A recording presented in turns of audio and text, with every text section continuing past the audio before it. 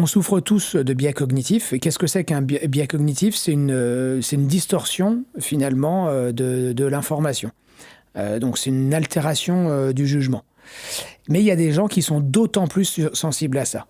Et donc, quand on connaît le biais cognitif, sachant qu'il en existe plus de 250, la plupart ne servent pas à grand-chose, mais certains sont très, très utiles.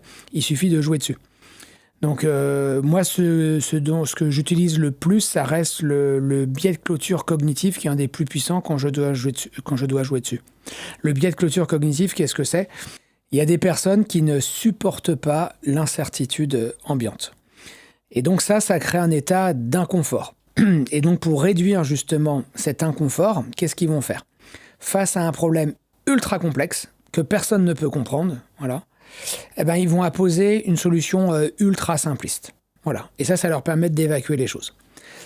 Donc là, quand je te dis ça, tu vas me dire, je vois pas dans quelle mesure ça peut m'aider quand je dois influencer ou manipuler quelqu'un. Je te donne un exemple très simple. J'étais en négociation face à quelqu'un qui était brillant et qui jouissait d'un rapport de force écrasant sur moi. J'étais à la limite de ce que j'étais capable de faire en négociation, dont j'ai basculé sur la partie influence et manipulation. Au cours de la négociation, je me rends compte qu'il souffre de ce biais-là. Comment je me rends compte ? En fait, ce sont des signaux faibles. Qu'est-ce que je vois ? C'est que pendant qu'on négociait, il consultait sa boîte mail et je vois qu'il traitait ses mails au même moment. Et ça me paraissait dingue. Et en fait, qu'est-ce qui se passait ? Comme les mails s'accumulaient, ça créait de la tension interne chez lui et il préférait soit les foutre à la poubelle, c'est pas une blague, il les mettait directement à la poubelle, ou en l'occurrence répondre rapidement. Il ne supportait pas justement cette charge ambiante. Quand j'ai compris ça, qu'est-ce que j'ai fait en égo ? J'ai ralenti le temps. Je lui ai dit, écoute, je te rappelle, on va faire une levée de séance, je te rappelle demain. Et donc, qu'est-ce que j'ai fait ? Je ne l'ai pas rappelé le lendemain. Et le fait de ne pas le rappeler, il m'a appelé 17 fois. Et ça m'a permis de comprendre qu'il souffrait véritablement de ce biais de besoin de clôture cognitive parce qu'il avait envie de clôturer la négociation le plus rapidement possible. Parce que ça créait de l'incertitude chez lui. Donc j'ai augmenté volontairement la temporalité. Et plus j'augmentais, qu'est-ce qui se passait ? Plus son niveau d'exigence baissait. Pourquoi ? Parce que ces gens-là, ils auront tendance à privilégier la rapidité de la décision à la qualité de la décision. En fait, ils voulaient sortir rapidement de cette négociation. Donc moi, j'avais juste besoin d'augmenter le temps. Voilà, donc c'est comme ça que j'ai joué sur ce biais-là, par exemple.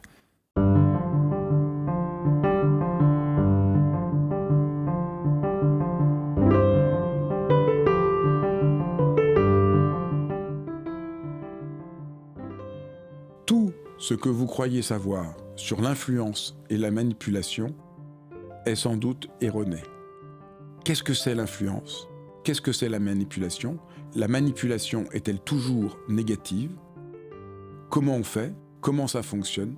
Pour répondre à toutes ces questions, je reçois un des plus grands négociateurs qui a travaillé au plus haut niveau de l'État, Marouane Méry. Moi, je suis Fabrice Midal, philosophe. Mon dernier livre, j'espère que vous aurez envie de le lire, Empêcher que le monde ne se défasse, 19 leçons de résistance, parce qu'il faut bien quand même résister dans notre monde qui parfois a l'air de sombrer. Et maintenant, bienvenue dans Dialogue. Vous allez voir, écoutez Marouane Méry, c'est passionnant. Bonjour Marouane. Bonjour Fabrice. Alors c'est quoi la manipulation ? Parce que c'est le titre de ton nouveau livre, L'élégance de la manipulation, c'est quoi ? Alors en fait, dans ce titre, je voulais réconcilier le lecteur avec la manipulation et dans une moindre mesure l'influence. En fait, pour moi, on manipule et on influence tous au quotidien, voilà, qu'on le veuille ou non, parce que c'est une condition de notre survie. Et là, c'est complètement tabou. Genre là, il faut vraiment dire aux gens, ne prenez votre temps, essayez d'écouter, tu brises une sorte de tabou. Parce qu'il y a l'idée, non, il faut qu'on soit authentique et sincère, et la manipulation, c'est mal. Ouais. Mais ça ne nous empêche pas d'être authentique et sincère. C'est ça, en fait, la beauté de la chose. C'est pour ça que l'élégance de la manipulation, c'était quelque part pour donner aussi ces lettres de noblesse finalement à ce qu'on fait tous au quotidien. En fait, le point le plus important, et il est là, c'est que notre condition humaine fait qu'on est obligé d'influencer ou de manipuler l'autre pour simplement exister. Parce que si on ne cherche pas à avoir une influence sur l'autre, on va se soumettre finalement aux autres. Mais bien sûr. Donc on a besoin de ça pour exister. Tu peux donner des exemples concrets ? Ouais, si en l'occurrence je décide de m'effacer à ton profit constamment, c'est toi qui vas prendre les décisions pour moi. C'est toi qui vas m'imposer à chaque fois ton point de vue. Si je veux en l'occurrence exister, j'aurais besoin quelque part de faire preuve d'influence, chercher à te convaincre, ou quelquefois manipuler. Mais tu vas me dire, bah oui, un gros tabou, mais manipuler, c'est mal. Alors, c'est pour ça que je pense qu'il faut véritablement bien comprendre ces notions-là. Pour moi, déjà, la frontière, elle est très poreuse, elle est très ténue entre l'influence et la manipulation. Et ça, c'est dû à notre éducation judéo-chrétienne. On a toujours considéré que l'influence, c'était bien. Il y avait une sorte de noblesse dans l'acte pour préserver la relation, alors que la manipulation avait un côté, on va dire, détourné, malsain, et on va dire peut-être pernicieux ou délétère. En fait, pour moi, c'est la manipulation et l'influence, on revient toujours à la même chose. Qu'est-ce que c'est ? C'est d'influencer les perceptions ou le système de croyance d'un individu pour le pousser à adopter certains comportements, prendre certaines décisions. Voilà. Donc quand, dans une réunion de boulot, je veux convaincre que mon projet est bon, je suis obligé d'utiliser l'influence. Et donc, croire qu'on va juste aimer mon projet sur mes bonnes intentions, c'est complètement naïf. Et beaucoup de gens se sentent seuls, isolés, ont l'impression de ne pas pouvoir être eux-mêmes juste parce qu'ils n'ont pas ces règles du jeu que tu proposes dans ce livre à chacun d'apprendre. Et donc, on sort d'une forme d'enfermement et de solitude en lisant ton livre. On comprend, ah oui, en fait, on a des moyens de réussir à influencer les autres. Oui, exactement. Et que ce soit pour conquérir, on va dire, un conjoint, un futur conjoint, que ce soit pour se faire entendre, que ce soit pour défendre un projet, ou en l'occurrence accéder à un certain statut, on est obligé d'exister, et le moyen pour le faire, c'est d'influencer l'autre, ou voire même de le manipuler.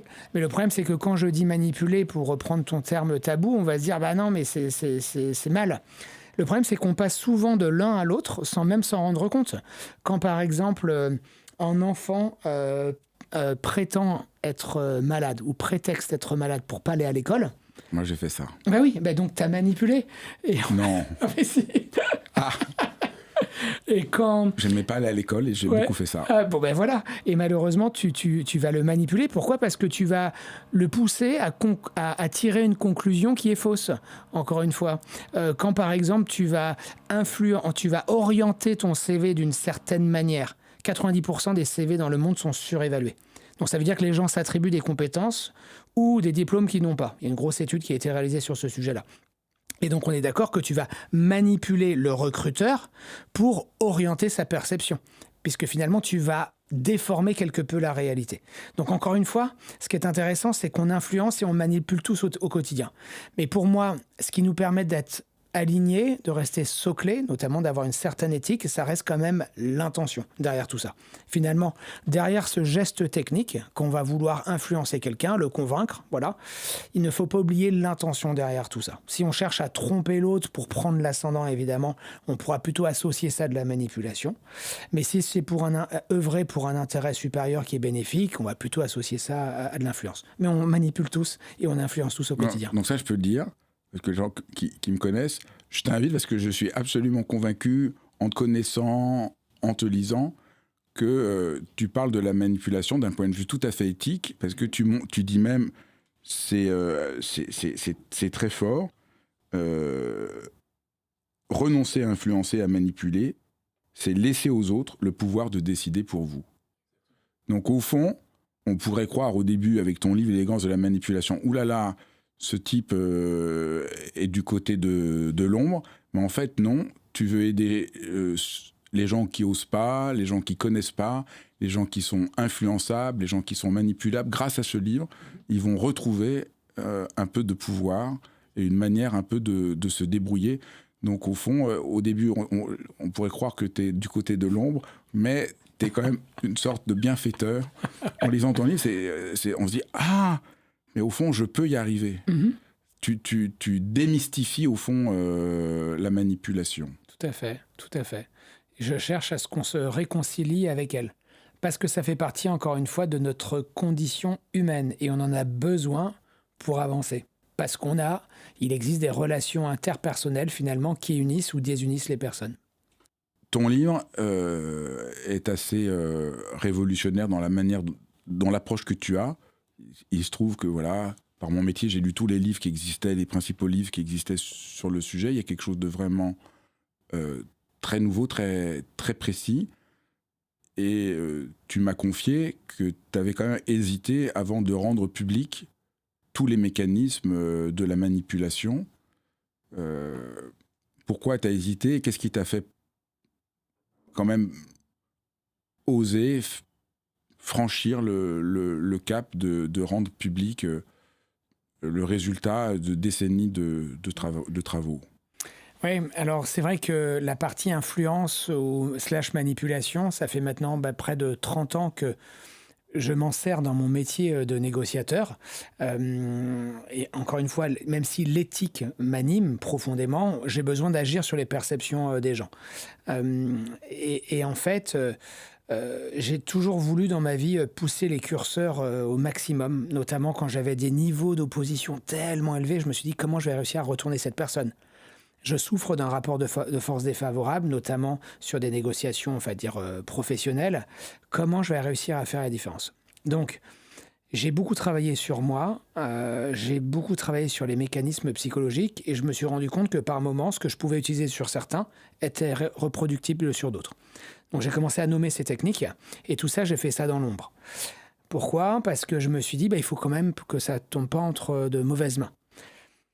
Et quand j'étais aux opérations spéciales, j'ai beaucoup écrit sur ce sujet. Tu veux redire ce que sont les opérations Le spéciales? commandement des opérations spéciales, j'étais officier spécialiste, donc ma spécialité... Ça, c'est au sein du gouvernement, au sein de l'armée? C'est au sein de l'armée, ministère des Armées. C'est l'état-major des forces spéciales françaises. Et j'ai eu la chance d'y servir pendant pas mal d'années. Et je faisais partie d'une cellule, justement, qui était liée à l'influence. Finalement, c'est comment on agit sur les perceptions des autres. Donc, j'ai beaucoup écrit sur ce sujet-là, notamment quelque part pour consigner par écrit ce que je pouvais faire de façon très empirique. Et mon chef, à l'époque, qui a postfacé mon ouvrage, qui s'appelait Hugues Deschéreaux, il était psy. Et lui, ce qu'il voulait savoir, c'était finalement ce que je faisais, est-ce que ça relevait de l'inné ou de l'acquis? Et il s'était rendu compte que 50% relevait de l'inné. Voilà, j'étais capable de faire certaines choses, peut-être simplement compte tenu de mon vécu, de ma personnalité, de l'identité que j'avais pu me construire. Et 50% relevait en l'occurrence de l'acquis. Ce qui veut dire que ce que j'étais en mesure de produire était reproductible pour un plus grand nombre. Donc j'avais beaucoup écrit sur ce sujet-là. Et l'ouvrage dont on parle, L'élégance de la manipulation, finalement j'ai commencé à l'écrire il y a très très très longtemps.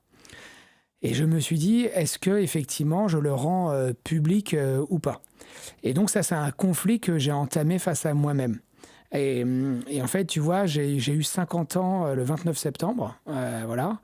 Et je me suis dit, si dans ma petite vie, je dois avoir un ouvrage qui doit entre guillemets, me survivre, ça devrait être celui-ci, parce que l'influence et la manipulation ont changé ma vie, m'ont permis de transcender ma condition, au même titre que la négociation. Et je me suis dit également, il n'y a pas de raison que certaines personnes ne puissent pas en bénéficier, notamment pour reprendre l'ascendant sur des situations qui peuvent être difficiles, et également se libérer, que ce soit de l'emprise ou de faire la différence quand d'autres peuvent échouer.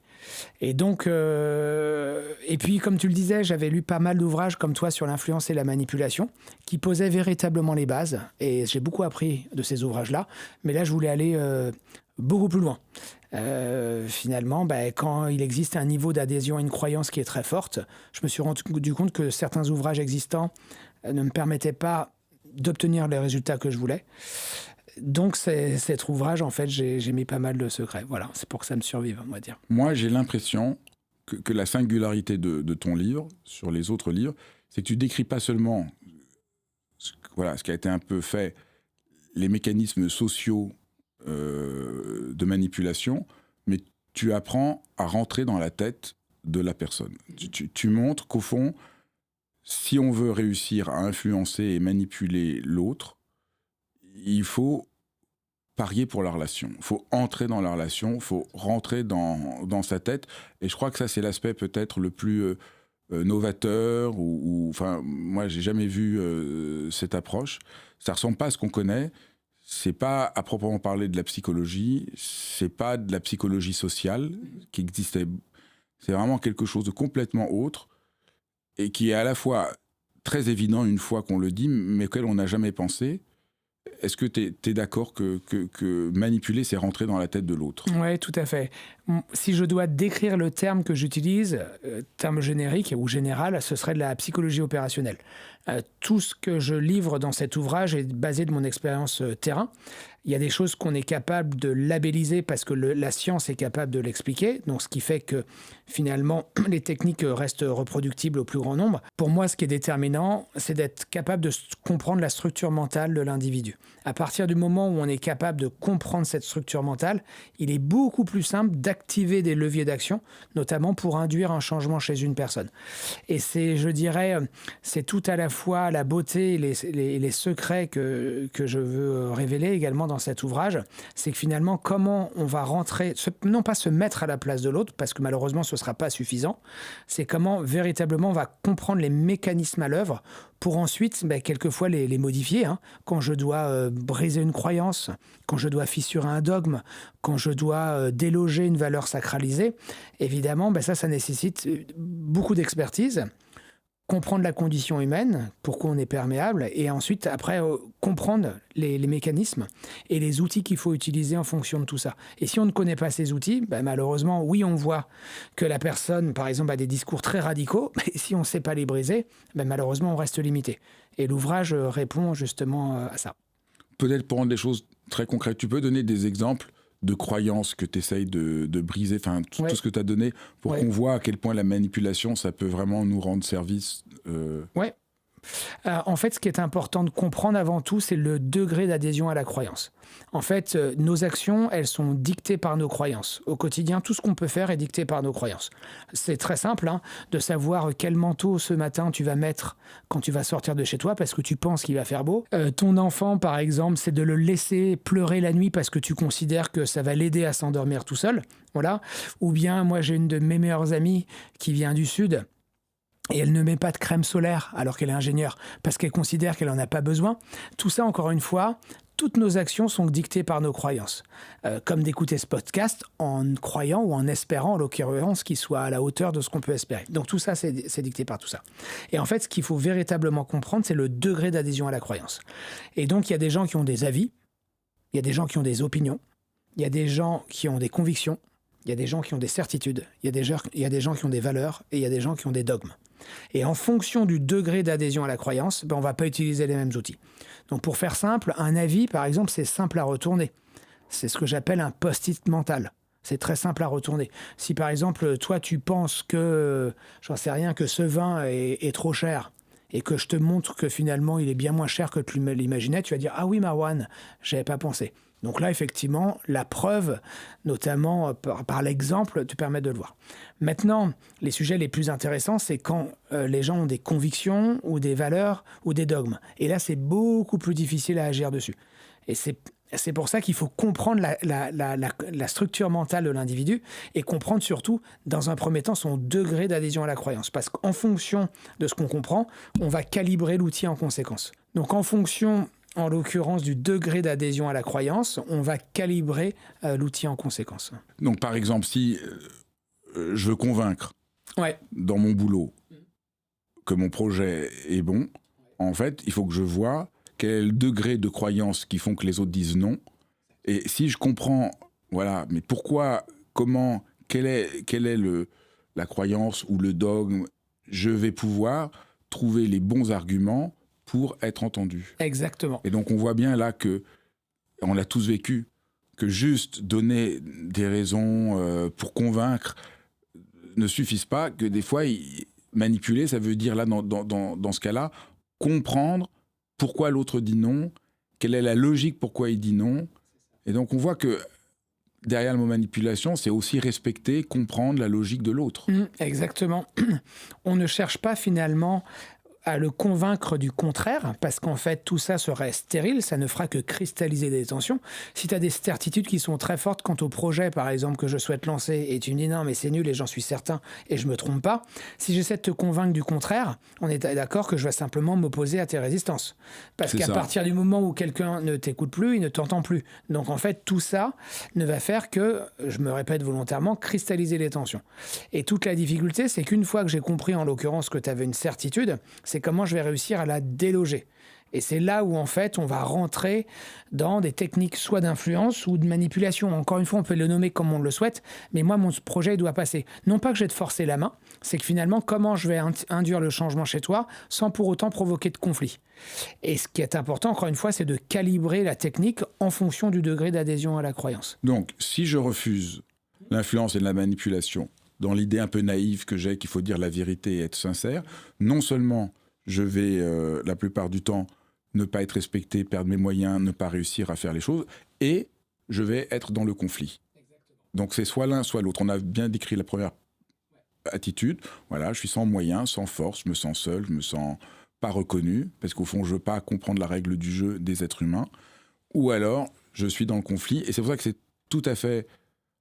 Plus je lisais ton livre, plus j'étais frappé, que c'est au fond quand même un livre pour éviter le conflit. Le conflit ne fonctionne pas, c'est idée contre idée, donc j'ai raison, t'as raison. Et là, au fond, c'est ça que t'appelles ça l'élégance, j'imagine, parce que là, il faut sortir du côté frontal. Exactement. En fait, ce qui est important, finalement, c'est de dépassionner ce débat d'idées, parce que dans les faits, personne n'a raison, personne n'a tort.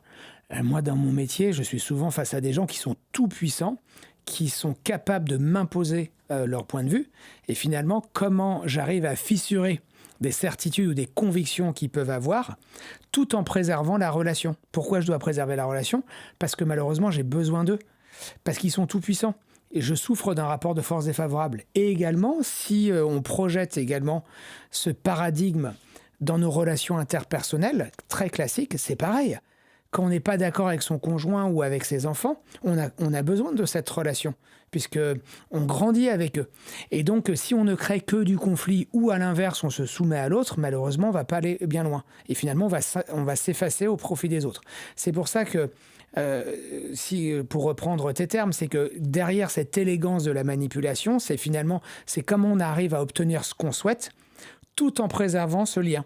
Parce qu'encore une fois, l'homme a besoin justement de ces liens pour pouvoir exister. On ne peut pas se couper ou s'affranchir de toutes les relations sociales.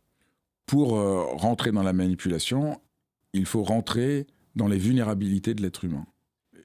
C'est ça. Tout être humain est plus vulnérable qu'il ne le croit. Nous nous mentons un peu à nous-mêmes. Et au fond, ton livre part de ce point de vue-là. C'est au fond une certaine honnêteté par rapport à la nature humaine. On pourrait dire que ton livre, c'est un anti-idéalisme naïf qui pourrait croire, voilà, les hommes sont autonomes, peuvent décider par eux-mêmes. Non, tous les êtres humains, parce qu'on a dépendant des relations, on a des vulnérabilités, et pouvoir s'en sortir, c'est accepter de regarder nos vulnérabilités et les vulnérabilités de l'autre. Exactement. Et je ne pourrais pas mieux le dire. Effectivement, il faut faire preuve à la fois de discernement et d'honnêteté intellectuelle. En fait, il existe plusieurs mécanismes universels qui nous rendent perméables, qu'on le veuille ou non. Et c'est vrai que souvent on peut entendre, et moi j'entends, mais moi je ne suis pas bas de plafond, je ne me laisse pas manipuler, je ne me laisse pas influencer. Ça n'a rien à voir avec la bassesse, si je peux me permettre, ou avec le niveau de faculté cognitive. On reste des humains et donc on est perméable. Si je te cite quelques mécanismes, du moins que je considère comme universels, déjà il y a notre condition humaine. En fait, on est et on meurt. Et donc on a une durée de vie qui est limitée sur Terre. Donc ce qui veut dire que ça nous rend très très très fragiles, que ce soit des toxines, des maladies, des blessures ou autres. Donc tout ce qu'on va faire au quotidien va nous pousser à ne pas précipiter la mort. Et donc ça, effectivement, ça nous rend vulnérables. Le deuxième point, c'est qu'on a tous des émotions. Hein. Même le plus grand psychopathe au monde, ce qui va caractériser la psychopathie, ça va être entre autres l'absence d'empathie, de culpabilité, de remords. Mais sa froideur émotionnelle fait qu'il va avoir également de la colère, de la frustration ou d'autres émotions. Et donc, en fait, ce qui nous différencie des machines reste l'émotion. Ce qui veut dire que quand l'émotion nous gagne et elle prend le pas sur la raison, ça peut évidemment nous rendre très très sensibles à certains discours. Tu veux donner, dans le livre, tu donnes l'exemple de Zidane, ouais, si tu veux le redonner pour qu'on... Oui, bien sûr. En fait, juste sur l'émotion, donc on est en finale de Coupe du Monde. On a, alors le foot, je m'y connais pas tant que ça, donc j'ai beaucoup joué quand j'étais petit, mais je ne le suis plus maintenant. Donc on a Zidane qui est le capitaine des Bleus, qui est l'élément clé de l'équipe. Il va être insulté par Materazzi, et au lieu de garder, on va dire, de conserver cette maîtrise émotionnelle. Donc, je ne sais pas si tu te rappelles, il va lui donner un coup de boule. Tout le monde connaît, même ceux qui connaissent peu le foot, connaissent ce moment où c'est la finale, c'est la dernière chose à faire. Et on se dit, mais comment c'est possible ? Comment c'est possible ? Et en fait, malheureusement, qu'est-ce qui va se passer ? La raison va céder et l'émotion va prendre l'ascendant. Et donc, ce qui nous montre une chose, c'est que même des personnes qui peuvent, du moins, apparaître calmes, sensibles, raisonnées, et qui gardent en tête qu'il faut quand même gagner la finale, malheureusement, leurs émotions, en fait, peuvent prendre le pas, en l'occurrence, sur la raison. Donc, en fait, on reste sensible. Là, l'insulte, elle fait basculer. Si même Zidane a été manipulé, en ayant perdu son sang-froid, nous aussi, on est un peu manipulables. Exactement. Et que c'est pas une faiblesse négative que nous avons, ça fait partie de notre condition. Exactement. L'émotion, en fait, c'est ce qui nous sépare véritablement des machines, mais à la fois pour le meilleur ou pour le pire. Et donc, quand l'autre sait exploiter l'émotion de l'autre, évidemment, ça nous rend vulnérables. Après, dans les autres facteurs ou les autres mécanismes universels, il y a évidemment le besoin de croire. Tout être humain a besoin de croire. Il a besoin de donner du sens à la fois à son existence et ce qu'il est capable d'observer. Quand les premiers hommes observaient l'éruption d'un volcan, donc cette éruption volcanique, ils avaient besoin de donner du sens à ce qu'ils pouvaient observer. Et souvent, ils pouvaient se dire c'est la volonté de Dieu ou c'est parce qu'on a mal agi. Et encore une fois, c'est nécessaire justement de donner du sens à ce qu'on est capable d'observer. Parce que finalement, ça nous contraint à vivre avec cette angoisse du vide, la capacité finalement, notre faible capacité à ne pas comprendre ces événements-là. Ce qui crée quoi finalement ? Ça crée de l'inconfort. On a besoin quelque part de contrôler notre environnement. Et d'où les croyances qui sont nécessaires pour nous permettre également finalement de rétablir un semblant d'explication. Et en fait, le besoin de croire constitue un mécanisme universel, au même titre que la dissonance cognitive également. Tu donnes un exemple complètement dingue sur ce besoin de croire. Il y a une population du Pacifique qui sont confrontés à ces militaires qui arrivent pendant la guerre. Et qu'est-ce qui leur arrive ? Ouais, on est pendant la Seconde Guerre mondiale. Et les populations des îles du Pacifique voient les soldats américains débarquer avec des richesses jusque-là inconnues pour eux, que ce soit de la nourriture, que ce soit des vêtements, les radios. Et en fait, ce qui va se passer, c'est que après la Seconde Guerre mondiale, évidemment, ce flux va se tarir. Et eux vont vouloir espérer justement rétablir justement ce flux. Que les cargos américains reviennent. Ouais, reviennent. Donc, qu'est-ce qu'ils vont faire ? Ils vont construire des pistes d'atterrissage factices. Ils vont construire même des tours de contrôle en bambou, en espérant en fait que tout ça fasse revenir justement ce flux. Et donc, ça prouve bien une chose, c'est que quand on a besoin déjà de comprendre notre environnement, on a besoin de donner du sens à tout ça, et par des phénomènes de corrélation, en se disant qu'en allant reproduire certains gestes, on pourra finalement obtenir le même résultat, ce qu'on appelle une approche mécaniste. Mais évidemment, malheureusement, ça n'a pas reproduit le même résultat. En fait, ils se sont fourvoyés dans la croyance. Et ce que tu montres, c'est pas des idiots. Non. Mais ils sont victimes de mécanismes dont en réalité, là, c'est assez gros pour que ça semble fou, mais que nous-mêmes, on est victime des mêmes mécanismes. Oui, exactement. Et on le voit au quotidien. Tu vois, par exemple, la souffrance qui peut nous habiter par moments. Parfois, on va considérer que c'est une épreuve, tu vois, ou parce qu'on a mal agi. Et en fait, on a besoin de donner du sens, finalement, à ce qu'on peut vivre au quotidien. Parce que l'absence de sens nous fait vivre, finalement, ce vertige de l'incertitude. Et cette incertitude, elle est très, très, très inconfortable. D'où la nécessité et le besoin de croire. L'autre mécanisme, c'est la logique du bénéfice supérieur. Oui, le bénéfice supérieur. En fait, tout ce qu'on fait au quotidien est dicté par le bénéfice supérieur. Et c'est ça qui est hyper important. Ce qui rend finalement l'homme, avec un grand H, très prédictible.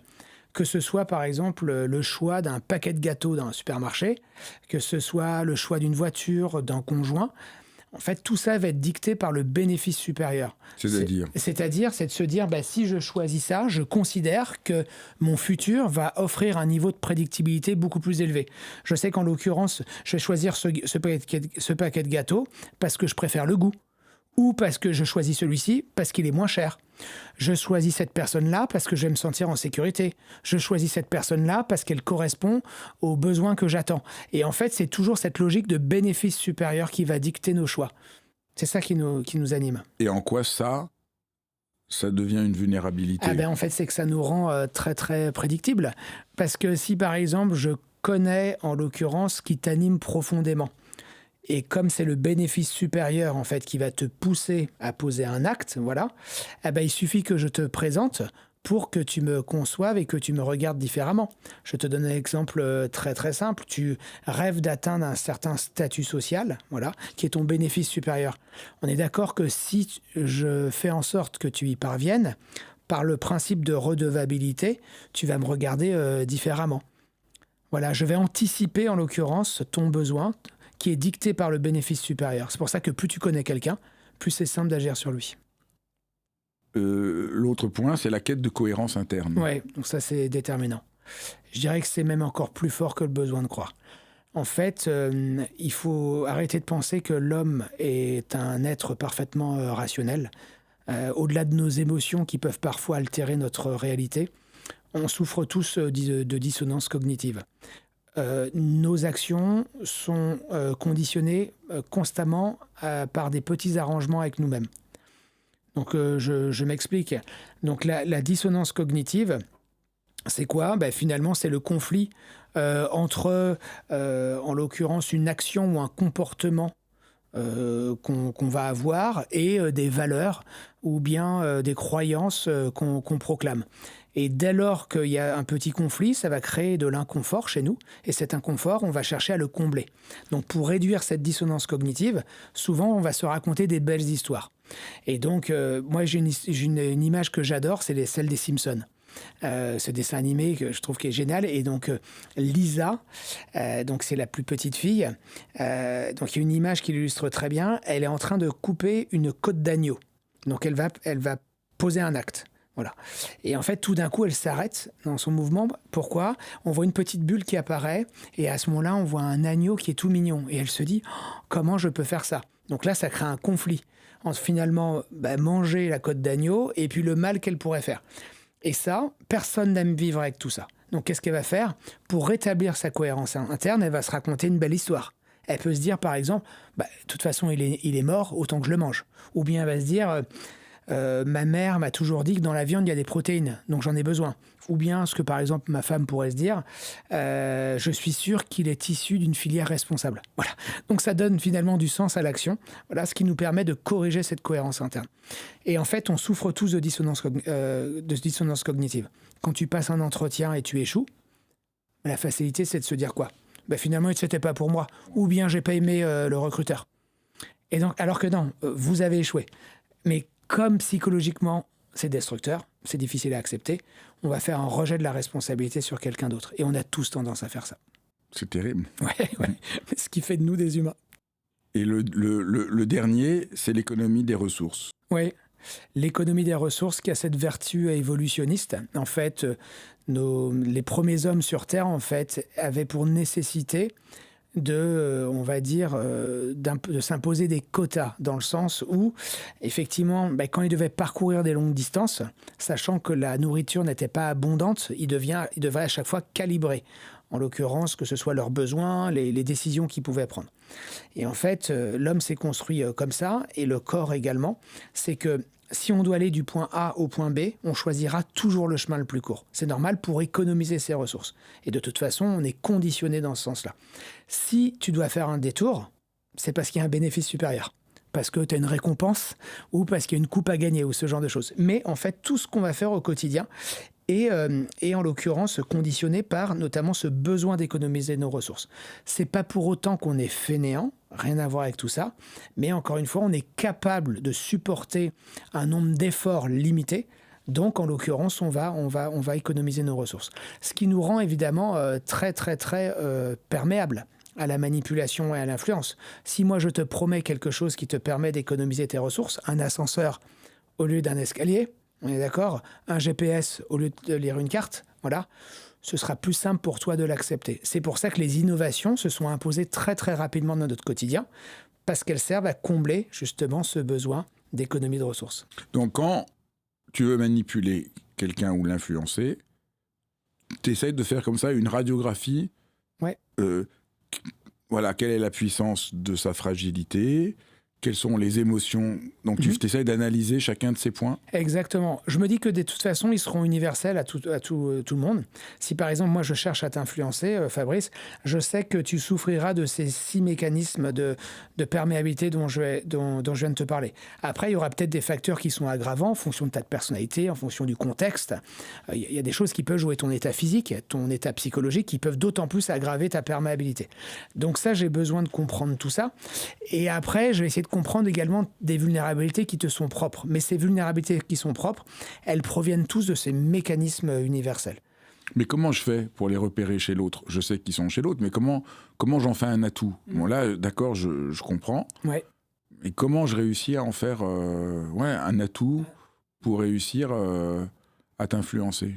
Alors, dans 50% des cas, on n'a même pas besoin d'utiliser ce que je viens de te dire. Le fait de simplement de créer la relation avec l'autre, de créer un lien de confiance, c'est suffisant. Et pour créer un lien de confiance, en fait, qu'est-ce qu'on fait ? Souvent, on donne avant de recevoir. Voilà. Le fait de, par exemple, de te préparer un café, d'organiser une salle de réunion avant que tu ne le fasses, ça permet de créer le lien. Ce qui est important également, c'est de s'effacer toujours au profit de l'autre. Moi souvent je fais parler les gens, et parce que souvent les gens ils aiment parler d'eux, notamment dans la société dans laquelle on vit avec les réseaux sociaux.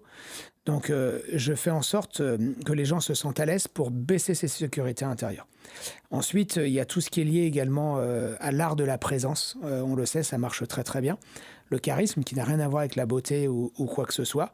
Moi j'ai un exemple que j'adore, c'est Valérie Plame, une ancienne agent de la CIA dont la couverture a été dévoilée sous l'administration Bush, et qui était très très forte notamment pour créer le lien en toutes circonstances.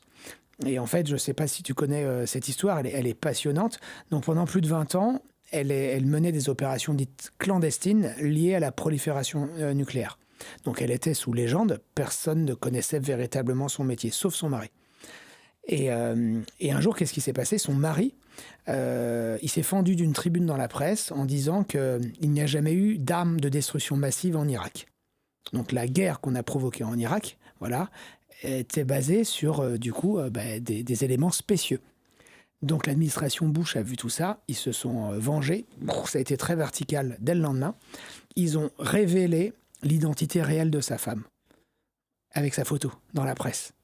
Donc en fait, en gros, c'est pas celle que vous imaginez, c'est une agent de la CIA depuis plus de 20 ans. Donc là, ce qui s'est passé, c'est que sa famille, ses amis les plus proches ont dit « mais tu nous as menti pendant plus de 20 ans ». Et pour autant, c'est une fille que tout le monde adorait. La confiance était créée. Et donc, 2 ans plus tard, elle a été interrogée par la presse, notamment par Vanity Fair. Et on lui a dit, mais comment vous avez fait pour maintenir votre couverture pendant tout ce temps-là, mentir à vos proches ? Et, elle n'aurait pas dû parler à son mari. Erreur, voilà. Et en fait, elle leur a dit, mais c'était très simple. Les gens adorent parler d'eux. Donc, je n'ai fait que ça. J'ai fait en sorte qu'ils ne parlent que d'eux. Ce qui me permettait de ne pas parler de moi. Et en fait, cette personne, elle était adorée quand elle allait en soirée, elle s'intéressait à tout le monde, Elle s'effaçait au profit de l'autre, ce qui permettait de créer la confiance. Et donc, du coup, vous n'avez finalement pas besoin de parler de vous. Et donc, on le sait également, comme les gens aiment quand même parler d'eux, le fait de remettre des pièces au compteur, ça permet de créer ce lien-là. Moi, souvent, je m'en rends compte dans des mariages, quand je suis invité dans les mariages. Et donc, j'y vais avec ma femme. Quelquefois, je vais rencontrer des gens qui vont me parler pendant 3 heures d'eux, ils vont pas me poser une seule question, ça me dérange pas sur le principe. Et puis à la fin, ils se lèvent, ils me serrent la main, ils me disent « c'était un plaisir de vous rencontrer ». Donc, alors qu'ils savent même pas qui je suis. Donc, eux ont passé un super moment, ça c'est super, moi peut-être un peu moins, mais c'est pas important. Si je veux créer la confiance pour manipuler cette personne, j'aurais fait tout ce qu'il fallait. Donc tout ça, ça aide à créer le lien. D'accord, mais ça suffit pas. Mais ça suffit pas. Je pense... Je dois aller au boulot, convaincre les gens que mon projet est bien. Bon, d'accord, je crée la relation, mais alors après, comment je fais ? Ouais. Donc ça, effectivement, la relation, elle est importante parce qu'on veut que la personne nous regarde différemment. On sait très bien que si la confiance, elle est créée, déjà, en fait, vos propos ne seront pas inaudibles ou radioactifs pour la personne. Maintenant, si je veux convaincre la personne du bien fondé, en fait, de mon projet, tout dépend maintenant du degré de résistance de la personne au projet. C'est ce qu'on avait vu auparavant. Donc, soit on peut jouer sur, finalement, comprendre le degré d'adhésion à la croyance, ou c'est de jouer sur les vulnérabilités de quelqu'un. Donc, tout dépend sur quoi on va agir. Tu veux que je te parle de quoi ? On a vu un peu les autres. Je veux voir comment je peux mettre en application les mécanismes qu'on a vus, tous ces 6 mécanismes. Ouais. Je veux voir en quoi ça peut m'aider concrètement. Ok, donc là, on va parler du coup des vulnérabilités, si ça te va bien. Oui. Donc d'où viennent ces vulnérabilités ? Évidemment, des mécanismes dont on vient de parler, mais à l'origine, qui a travaillé dessus ? C'était les services de renseignement anglo-saxons. Eux avaient créé le MICE, que tu connais peut-être, donc Money, Ideology, Compromission and Ego, donc l'argent, l'idéologie, la contrainte ou l'ego. Donc ça, c'est les 4 mécanismes qui viennent des 6 précédents. Comme je suis vulnérable, je mets en place... Oui, alors même s'ils n'avaient pas fait ce travail-là, eux, ils se disent en l'occurrence, quand je dois contrôler une source, quand je dois agir sur quelqu'un, je vais utiliser un de ces 4 leviers. Soit je vais jouer sur l'argent, soit sur l'ego, ce genre de choses. Moi, ce dont je me suis rendu compte, c'est que si je jouais sur ces 4 leviers, dans bien des cas, c'était limitant. Les gens échappaient dans bien des cas de ces 4 leviers. Donc du coup, j'ai créé 9 vulnérabilités, voilà, que pour la première fois, justement, j'expose dans cet ouvrage, et sachant qu'en moyenne, un individu, on en a 2 ou 3 vulnérabilités. Donc si je connais ta vulnérabilité, parce que j'ai bien créé le lien avec toi, que tu t'es livré, je saurai du coup sur quoi jouer. Donc, si tu veux, je peux te lister ces vulnérabilités. La première, j'ai rien inventé, c'est l'ego. C'est très rare que les gens aient un ego, on va dire, stable. Donc, soit les gens souffrent d'atrophie égotique, soit d'hypertrophie égotique. Donc, soit ils ont tendance à se soumettre aux autres, soit ils pensent que ce sont des stars. Donc, à partir du moment où je vois que tu as un ego sensible, il me suffira de jouer dessus, en l'occurrence, pour obtenir ce que je veux. Je dis n'importe quoi. Si tu as besoin de rétablir un ego qui a été souillé, si je suis capable de le rétablir, évidemment, tu vas me regarder différemment. Revenons. Comment tu fais ? Par exemple, tu vois, si en l'occurrence tu souffres d'humiliation, voilà, ton ego a été écorché, si moi je viens vers toi avec des paroles qui sont très rassurantes et qui te permettent de rétablir ton ego en te montrant ce que tu peux faire, évidemment, en l'occurrence, je vais pouvoir t'influencer ou te manipuler. Maintenant, regarde, je sais que tu es un profil narcissique, par exemple. Alors, pas toi, évidemment, Fabrice, mais imaginons que tu sois un profil narcissique. Pour moi, c'est hyper simple de jouer là-dessus. Les leviers d'action sur lesquels je vais jouer, ça va être quoi ? Ça va être peut-être t'accorder un statut social. Je vois que tu rêves d'avoir une certaine montre, parce que je sais que tu vas pouvoir briller en société. Si je te permets d'accéder à tout ça, en l'occurrence, évidemment, je vais pouvoir ensuite provoquer un principe de redevabilité. Tu me seras peut-être redevable par la suite. Parce que je vais jouer sur ton ego. Il y a plein de manières de le faire, mais je te demande des manières très très simples. Donc, ensuite, première chose, c'est ça. Donc, je suis dans ma réunion, j'essaie de voir la fragilité égotique, si elle existe chez la personne. Voilà. Exactement. Et si elle existe, qu'est-ce que je vais faire ? Je vais te valoriser énormément en disant finalement ce projet, il vient de toi. Tu vas t'attribuer le projet, alors que pas du tout. Ce qui va me permettre de le passer peut-être beaucoup plus facilement, parce que tu seras sensible justement à ces éléments de langage. Je vais jouer en l'occurrence sur la fragilité de ton ego. Le deuxième point, on peut jouer sur la vulnérabilité, l'opportunité. L'opportunité, c'est ce dont je me sers le plus. Je vais dire c'est la prévalence la plus élevée pour la plupart des individus. Il y a des gens en fait qui ont peur de louper une opportunité, voilà, et donc ils vont être très sensibles à tout ça. Le meilleur exemple que je te donne, c'est Madoff. Tu te rappelles Madoff ? Il a volé pour plus de 50 milliards. Il a réussi à voler des gens comme Tom Hanks ou Spielberg. Et des gens qui étaient brillants également dans la finance. Donc écoute bien, il leur promettait un taux de rendement, d'accord, de 12% garanti. Ce qui était hors norme par rapport au marché. Des gens qui sont sensibles à l'opportunité, qu'est-ce qui va se passer ? L'occasion est trop belle pour ne pas la saisir. Donc du coup, ils vont embrasser, en l'occurrence, cette opportunité assez rapidement. Donc ils vont prendre des risques que d'autres ne prendraient pas, parce qu'ils sont sensibles à cette opportunité. Alors que d'autres, comme par exemple ma femme, qui n'est pas du tout sensible à cette vulnérabilité, elle se dira « non, c'est trop beau pour être vrai, Donc, j'écarte ça de mon champ de conscience. Mais tu as plein de gens, malheureusement, c'est pas le cas. Et tu le vois au quotidien, comme les gens peuvent être quelque part accepter certaines arnaques, ou en l'occurrence, la peur de ne pas saisir un événement unique, en fait, va les pousser à agir quelque part en dépit de la raison. Et donc, ça, c'est l'opportunité. Une troisième vulnérabilité. La compulsion et l'addiction, tu dis. Voilà, il y a près de 8 milliards de personnes sur Terre, un peu plus maintenant. Voilà, on considère que plus d'1 milliard, en fait, souffrent d'addiction. Tout ce que tu veux.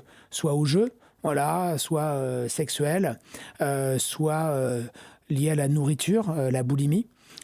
Soit lié en fait à des achats impulsifs dans des magasins. Donc on considère que c'est plus d'1 milliard. Si je connais ton addiction, il me suffit juste de provoquer le manque pour obtenir certaines choses de toi. Exemple très simple. J'étais sur une négociation commerciale. La personne en face de moi souffrait d'addiction à la cigarette. Okay, donc il y a plus d'1 milliard de personnes qui fument dans le monde. Sauf que c'était pas simplement un fumeur, on va dire moyen. Il fumait plus d'1 paquet de cigarettes par jour. Donc qu'est-ce que je vais faire? Je vais ralentir volontairement la négociation.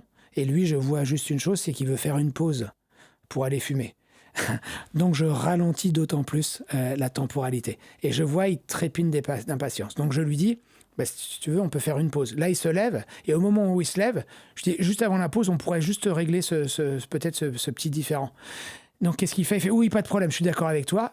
Et en fait, tout de suite après, il va faire sa pause. Et donc, j'ai attendu le moment juste, donc ce qu'on appelle en grec le kéros, voilà, qui était une divinité mineure de l'opportunité. J'ai attendu le moment juste pour lui placer exactement ce dont j'avais besoin. Et pourquoi? Parce qu'il a besoin de répondre à sa vulnérabilité, qui est en l'occurrence l'addiction. Donc voilà. Dans la liste, il y a la crédibilité attribuée. Oui, la crédibilité attribuée. En l'occurrence, il y a des gens qui sont très, très, très sensibles à des diplômes, à une autorité, à la notoriété d'une personne. Et là, pour le coup, il n'y a pas grand-chose à faire. Moi, je te donne l'exemple. Par exemple, Fabrice, je sais que tu as vendu plus d'1 million d'ouvrages. Je suis imaginons un petit auteur. Je vais peut-être fasciner ce que tu es capable de produire en tant qu'auteur. Donc tout ce que tu pourras me dire, je vais l'ingurgiter, même si ce que tu peux me dire est relativement n'importe quoi. Je ne dis pas que ce sera le cas, mais voilà. Et en fait, c'est ça la crédibilité attribuée. Par exemple, tu as un profond respect pour la médecine. Si j'ai une blouse blanche, on est d'accord en fait que tu vas beaucoup écouter ce que je vais te dire. Si tu es fan du Bureau des légendes et que je dis que je suis un membre de la DGSE, voilà, même si je te raconte n'importe quoi, tu vas beaucoup m'écouter.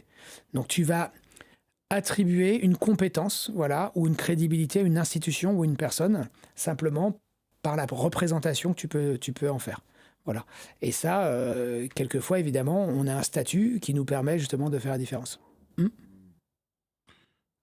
Le dogme ou l'idéologie. Oui. Il y a des gens qui ont des compétences rigides, profondément ancrées et qui deviennent même identitaires. Et donc, c'est de se dire qu'on comprend ces croyances. Souvent, ce que je fais, c'est que je les pousse à leur point paroxystique, notamment pour déstabiliser certains individus. Je donne un exemple très simple. J'avais rencontré quelqu'un de profondément raciste. Donc lui, il étageait les races, mais véritablement. Et donc, il les classait en fonction des couleurs de peau. Donc c'était lunaire, si je peux me permettre. Et donc évidemment, dans ces vulnérabilités, il y avait évidemment l'idéologie, la doctrine. Donc j'avais besoin un peu de déstabiliser cette personne pour qu'elle perde en crédibilité auprès d'autres. Donc qu'est-ce que j'ai fait? J'ai poussé son dogme au maximum. Donc il était calme d'apparence, c'était un repas. Et donc je lui ai fait comprendre qu'un parti politique opposé au sien allait proposer de nouvelles directives qui allaient complètement à l'encontre de ce qu'il pouvait imaginer. Et donc là, il a regardé tout ça, il a dit « mais ça, c'est pas possible en l'occurrence ». Je voyais de la colère sur son visage. Je dis « si, en l'occurrence, parce que ce parti politique considère que c'est bien pour rétablir un certain équilibre ». Là, il a commencé à perdre tous ses moyens. J'ai poussé sa conviction et ses croyances à un point paroxystique. Les gens l'ont regardé en disant « mais ça va ou quoi ?» Et en fait, il a perdu toute sa crédibilité. Je l'ai fait sortir en l'occurrence de sa croyance. C'est ce qu'on peut faire par moment si on veut déstabiliser certaines personnes. Mais encore une fois, pour un intérêt supérieur. Je ne dis pas ça pour détruire les gens. Voilà. Donc ça, c'est la doctrine. Et comment tu repères? C'est simple. Souvent, la pensée, elle est manichéenne de ces gens-là. En fait, il n'y a aucune nuance dans le jugement. En fait, ils ont une armure de certitude. Et quand tu discutes un tout petit peu avec eux, tu comprends évidemment un peu comment ils perçoivent le monde. Et puis après, cette personne-là, j'avais rencontré plusieurs fois et on m'avait beaucoup parlé d'elle. Donc je connaissais en fait sa structure mentale. C'était pas très compliqué là. Donc en fait, pour influencer et manipuler, c'est bien de comprendre un peu la structure mentale de l'autre. Mais comme tu l'as dit tout à l'heure, il suffit souvent d'écouter les gens pour qu'ils révèlent la plupart. Oui, voilà. Ou bien tu récupères de l'information en amont. C'est ce que je fais souvent quand je dois approcher des gens, que ce soit sur des négociations classiques ou bien sur des entretiens ou sur des interrogatoires. Comme l'information donne du pouvoir, par mon réseau ou différents moyens, j'essaie de récupérer de l'information sur des gens. Donc quand j'en ai, c'est déjà beaucoup plus simple quand je vais établir le contact. Si par exemple, je sais que tu es très sensible à la lecture, qu'on va se rencontrer pour la première fois, en fait, je vais parler de ce sujet-là. Tu vas te sentir à l'aise, et puis après, on va échanger rapidement sur ce sujet-là. Voilà. Et ça te permettra d'obtenir ce que tu veux. Ouais, exactement. L'espoir ou l'enchantement des promesses. Ouais, l'espoir, ça c'est hyper dangereux et c'est très puissant évidemment comme vulnérabilité. En fait, quand des gens souffrent d'une situation qui leur est défavorable, profondément inconfortable, l'espoir peut devenir la meilleure vulnérabilité pour eux. Donc je te dis, par exemple, une femme ou un homme dont l'enfant est malade, voilà. Si on lui promet l'espoir de pouvoir le soigner, on est d'accord qu'effectivement, on va pouvoir agir sur ses perceptions, notamment si on veut le manipuler. Je te donne un exemple, en fait, ce qu'on avait pu faire. Donc, j'étais mandaté par une institution dans le cadre d'un recrutement d'un profil très, très, très particulier. Et pendant l'entretien, qui a duré près de 3 heures, en fait, il ne fallait pas que je me trompe sur ce profil. Il allait occuper un poste très, très singulier. Je me suis rendu compte d'une chose, c'est que son premier driver, c'était pas du tout l'argent ou quoi que ce soit. En fait, quelqu'un de très proche de lui, sans citer cette personne, souffrait d'une maladie chronique. Et on était dans un pays, malheureusement, où on n'avait pas accès à des soins aussi facilement que ça. Et je sais que cette personne, en l'occurrence, qu'on interviewait, elle était également en lice pour peut-être prendre un autre poste dans une institution concurrente. Et donc, au lieu de jouer sur l'argent, par exemple, en disant, voilà, on va vous promettre un meilleur salaire chez nous, ce qui n'était pas possible, on ne pouvait pas s'adapter, en fait, l'espoir de pouvoir œuvrer pour le bon rétablissement d'un de ses proches a fait la différence. J'ai joué sur cette vulnérabilité, donc il est venu chez nous. Et vous l'avez vraiment fait? Ah ben oui, on l'a fait. Ah oui, on ne ment pas. C'est important d'être soclé éthiquement. C'est qu'en l'occurrence, on lui a montré les moyens qu'on pouvait mettre à sa disposition pour aider cette personne en difficulté. Donc on voit des fois, on appelle ça manipulation, mais c'est vraiment au fond comprendre les vulnérabilités, mais c'est aussi comprendre les vrais désirs, besoins de l'autre. Au fond, là on en parle comme ça, mais au fond ce que tu montres, c'est... on réussit rarement nos négociations, justement parce qu'on n'a pas assez... mais pas assez rentrer dans la tête de l'autre et assez comprendre ce qu'il a vraiment besoin. Exactement. Pour nous dire oui. Au fond, il faudrait comprendre bien ce que l'autre a besoin pour nous dire oui. On pourrait dire que c'est un peu ça aussi, ton livre. Ouais, tout à fait. Comprendre ce que l'autre a besoin pour qu'il puisse nous dire oui. Exactement. D'où l'utilité de comprendre la structure mentale. Ici, on pourrait considérer, par exemple, que j'ai manipulé froidement la personne, mais pas du tout. En fait, ce qui était important pour elle, ce qu'elle nous a pas révélé dans un premier temps, c'était pas, en l'occurrence, d'être bien payé. C'est de pouvoir aider, en l'occurrence, quelqu'un de très, très, très proche. Et nous, on lui a donné le moyen de le faire. Et en fait, pour qu'il puisse accéder à ces moyens, il avait besoin aussi également de rentrer pour nous. Donc la situation, c'était une sorte de win-win. Il n'y avait pas de manipulation. Je me suis simplement adapté à son besoin. Mais on avait besoin de lui également. Donc au fond, on voit pourquoi ton travail, c'est vraiment de créer de la relation. Pour aller au-delà de ce qu'on n'ose pas dire. Parce qu'au fond, pour lui, c'était une forme de vulnérabilité dont il ne voulait pas parler. Et au fond, tu as pu entrer en rapport à ça pour l'aider. Il y a les biais cognitifs ou la vulnérabilité de la pensée rapide. On souffre tous de biais cognitifs. Et qu'est-ce que c'est qu'un biais cognitif ? C'est une distorsion, finalement, de l'information. Donc, c'est une altération du jugement. Mais il y a des gens qui sont d'autant plus sensibles à ça. Et donc, quand on connaît le biais cognitif, sachant qu'il en existe plus de 250, la plupart ne servent pas à grand-chose, mais certains sont très très utiles, il suffit de jouer dessus. Donc, moi, ce que j'utilise le plus, ça reste le biais de clôture cognitif, qui est un des plus puissants quand je dois jouer dessus. Le biais de clôture cognitif, qu'est-ce que c'est ? Il y a des personnes qui ne supportent pas l'incertitude ambiante. Et donc ça crée un état d'inconfort. Et donc pour réduire justement cet inconfort, qu'est-ce qu'ils vont faire ? Face à un problème ultra complexe, que personne ne peut comprendre, voilà, eh ben, ils vont apposer une solution ultra simpliste. Voilà. Et ça leur permet d'évacuer les choses.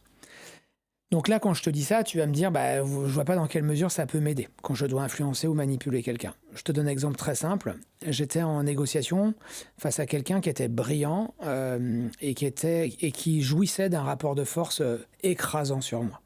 J'étais à la limite de ce que j'étais capable de faire en négociation, dont j'ai basculé sur la partie influence et manipulation. Au cours de la négociation, je me rends compte qu'il souffre de ce biais-là. Comment je me rends compte ? En fait, ce sont des signaux faibles. Qu'est-ce que je vois ? C'est que pendant qu'on négociait, il consultait sa boîte mail et je vois qu'il traitait ses mails au même moment. Et ça me paraissait dingue. Et en fait, qu'est-ce qui se passait ? Comme les mails s'accumulaient, ça créait de la tension interne chez lui et il préférait soit les foutre à la poubelle, c'est pas une blague, hein, il les mettait directement à la poubelle, ou en l'occurrence répondre rapidement. Il ne supportait pas justement cette charge ambiante. Quand j'ai compris ça, qu'est-ce que j'ai fait en égo ? J'ai ralenti le temps. Je lui ai dit, écoute, je te rappelle, on va faire une levée de séance, je te rappelle demain. Et donc, qu'est-ce que j'ai fait ? Je ne l'ai pas rappelé le lendemain. Et le fait de ne pas le rappeler, il m'a appelé 17 fois. Et ça m'a permis de comprendre qu'il souffrait véritablement de ce biais de besoin de clôture cognitive parce qu'il avait envie de clôturer la négociation le plus rapidement possible. Parce que ça créait de l'incertitude chez lui. Donc j'ai augmenté volontairement la temporalité. Et plus j'augmentais, qu'est-ce qui se passait ? Plus son niveau d'exigence baissait. Pourquoi ? Parce que ces gens-là, ils auront tendance à privilégier la rapidité de la décision à la qualité de la décision. En fait, ils voulaient sortir rapidement de cette négociation. Donc moi, j'avais juste besoin d'augmenter le temps. Voilà, donc c'est comme ça que j'ai joué sur ce biais-là, par exemple. Et quand, à l'inverse, on a rapport à des gens comme ça, ouais. Mais nous, on voudrait qu'ils prennent un peu de temps. On voudrait les manipuler un peu pour qu'ils arrêtent de donner des réponses aussi rapides. Ouais. Et qu'est-ce qu'on peut faire ? Alors là, tout dépend du biais dont ils souffrent. En fait, toute la difficulté, c'est de les aider à repacifier leur rapport au temps. Il y a des gens, en l'occurrence, ils ont besoin d'agir vite. Donc moi, si je dois les influencer pour qu'ils augmentent, en l'occurrence, qu'ils repacifient leur rapport au temps, je vais utiliser autre chose. Donc, alors, encore une fois, tout dépend du biais dont ils souffrent. Mais par exemple, je te donne un exemple très simple. Si je vois que tu es sensible à l'étiquetage, voilà, eh ben, je vais faire quelque chose comme ça. L'étiquetage, c'est quoi ? Je vais t'attribuer des qualités, d'accord ? Et pour rester cohérent par rapport à ce que je viens de te dire et de l'identité que je te propose, tu vas agir en conséquence. Ok ? Donc, je vais te dire ça. Fabrice, je sais que tu considères que c'est important de prendre du temps pour prendre des décisions raisonnées. C'est pour ça qu'en l'occurrence, je préfère en fait te répondre dès demain. Donc, je vais étiqueter le fait que décision raisonnée soit équivalent à qualité de la décision. Et comme en fait, je te propose ce comportement, tu vas essayer de te comporter en fonction du comportement que je t'impose pour éviter de créer une incohérence interne. Donc là, je vais créer l'étiquetage. Voilà. Wow, c'est subtil, c'est beau. Comment que tu dises que c'est élégant ? Il y a un côté, c'est élégant. Oui, il faut vraiment comprendre. C'est ça. Ça marche pas tout le temps, mais là j'ai utilisé l'étiquetage, mais j'aurais pu utiliser encore d'autres choses que tu trouveras dans mon ouvrage. C'est pour ça que tu as appelé ça élégance ? Exactement. Oui, parce qu'encore une fois, au-delà du geste technique qu'il faut maîtriser, c'est que je trouve qu'il y a quand même une élégance à préserver la relation. Ça, c'est hyper important. À calibrer les messages, à comprendre la structure mentale de l'individu. Tout ça, en l'occurrence, pour nous permettre également d'obtenir ce qu'on souhaite dans les faits. Parce qu'encore une fois, on a besoin d'exercer une influence sur l'autre pour exister. Et donc, c'est pour ça que pour moi, il y a une élégance à bien le faire. Il y a une élégance à bien le faire. Et une responsabilité quelque part. Oui, au fond, je le redis, plus on parle, plus je vois, ton livre, c'est apprendre l'élégance, qui est le respect de la relation et d'éviter la frustration ou et, des conflits, et le conflit. Frustration, voilà, exactement. conflit. On peut obtenir la même chose sans cristalliser les tensions. Et c'est ce que je fais souvent dans mon métier. Tu sais pourquoi? Parce que je ne peux pas me permettre le conflit. En face de moi, ils sont tout puissants. Mais pourquoi on n'apprend jamais ça? On se dit, mais quand on t'écoute, on se dit, mais pourquoi on m'a pas appris ça? Ça éviterait tellement de frustration et de conflits au quotidien. Ah ben, il faudrait que tu deviennes ministre de l'Éducation, Fabrice. Ah ouais, non, mais en même temps, ton livre c'est très humble. Tu dis qu'il y a quand même des moments où on a des murs infranchissables, qu'on n'est pas tout puissant. C'est pas parce qu'on comprend cette élégance, on parie pour la relation, mais on peut pas. Mais l'enjeu, peut-être ça vient aussi de la dimension éthique, on peut pas forcer l'autre. Et tu parles de ces murs infranchissables. Oui, en fait, c'est le fameux, ce que j'appelle, c'est une sorte de triptyque pour comprendre finalement la structure mentale. C'est que, tu vois, une fois que tu as identifié la vulnérabilité, tu sais le levier d'action que tu vas utiliser. Là, ce qu'on vient de se dire, par exemple, l'étiquetage, c'était un levier d'action, tu vois. Mais après, tu es obligé de considérer la troisième volet, justement, de ce triptyque. C'est, en l'occurrence, les limites. Il y a des gens, en fait, certaines personnes ont des limites qu'elles ne vont pas franchir. Je te dis, par exemple, de façon très simple, imaginons que j'arrive à t'influencer, d'accord? Mais si je sais que tes limites, c'est ton entourage, ton entourage va peut-être te dire « Attends Fabrice, Marouane, il essaye en fait de te manipuler. » Donc je suis obligé d'intégrer en fait que l'entourage peut être une limite à mon action. Il y a des gens qui font preuve de discernement excessif. Et donc du coup, le discernement va être une limite pour moi. Il y a des gens qui accordent très difficilement leur confiance. Donc évidemment, ça va être une limite pour moi. Je suis obligé, dans la mesure du possible, d'intégrer des limites, voilà, à mon action. Moi, je te donne un exemple, si tu veux, du quotidien, si ça peut t'intéresser. Une fois, j'étais en mission à l'étranger et mon lave-vaisselle, mon lave-linge est tombé en panne. J'ai 3 enfants à la maison et j'ai la nounou qui m'appelle en me disant Marouane, le lave-vaisselle, le lave-linge est tombé en panne. Voilà, il faut le changer. Donc, qu'est-ce que je fais? Je suis à distance, donc j'en commande un pour qu'il soit livré dès le lendemain. Et donc, je fais pas gaffe, je commande hyper rapidement. Donc, j'indique l'étage, j'habite au 7e étage, voilà, et puis avec un petit ascenseur, donc il rentrera pas dedans, il faut prendre les escaliers. Et en fait, donc là, c'est pas une blague, donc je suis appelé par le revendeur qui me dit vous habitez au 7e étage, il faut y aller à pied. Nous, en l'occurrence, on ne livre que jusqu'au 5e étage. Donc je dis, c'est une blague. Ils me disent non. Je dis, mais si ça fait 5 étages, ils peuvent en faire 7. Ils me disent non. Ils sont couverts en termes d'assurance que jusqu'au 5e étage. Donc ils me disent, on va devoir annuler votre commande. Je dis non, gardez-la. Donc là, dans ma tête, je passe en mode machine. Donc je me dis, ok, il faut que je comprenne rapidement les vulnérabilités, tout ça. Et donc là, qu'est-ce que je me dis? Je me dis, les personnes qui vont me livrer, ils seront 2 à le porter. J'essaie de calculer à peu près le taux horaire, combien ils gagnent, voilà, à l'heure. Et donc, je demande à la nounou, en fait, de leur donner un très, très gros pourboire. Voilà, pour les pousser finalement à faire les 2 étages supplémentaires. Donc, la vulnérabilité que j'anticipe, c'est l'opportunité chez eux. Ils seront peut-être sensibles au fait de pouvoir gagner beaucoup plus d'argent très rapidement. Mais le problème, il faut que j'intègre la limite. La limite, ça peut être quoi? Ça se trouve la fatigue. 5 étages, c'est énorme, et 2 de plus, ils ne voudront pas.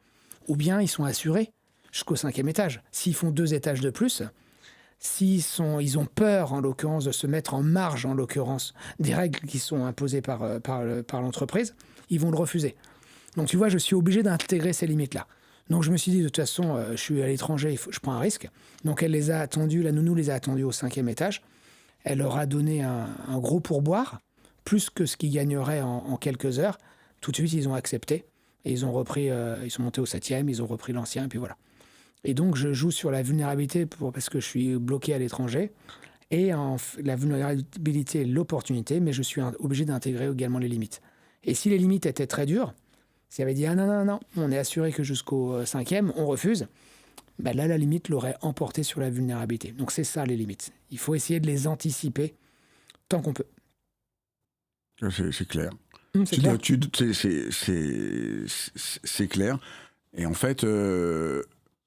Donc il y a des choses qu'on ne peut pas faire. Tu donnes pas mal d'exemples historiques. Tu parles par exemple de Napoléon en Russie. Ouais. Et là, c'est la limite économique. Exactement. Il a pu influencer tous les les militaires à faire ce qu'ils voulaient et tout, mais donc il y a comme des sortes de principes de réalité, Ouais, on pourrait dire. exactement, effectivement. Donc c'est sa dernière, on va dire, grande campagne, grande manœuvre quand il se dirige vers la Russie. Il y a 600 000 hommes mobilisés. Il a réussi à les inspirer en jouant sur les bons leviers, hein, notamment les vulnérabilités, la doctrine, de se dire, ben voilà, en fait, on est la grande armée. Et donc ça, quelque part, ça galvanise les cœurs. Il a joué également sur d'autres leviers. Le problème, c'est qu'il va être confronté à ses propres limites.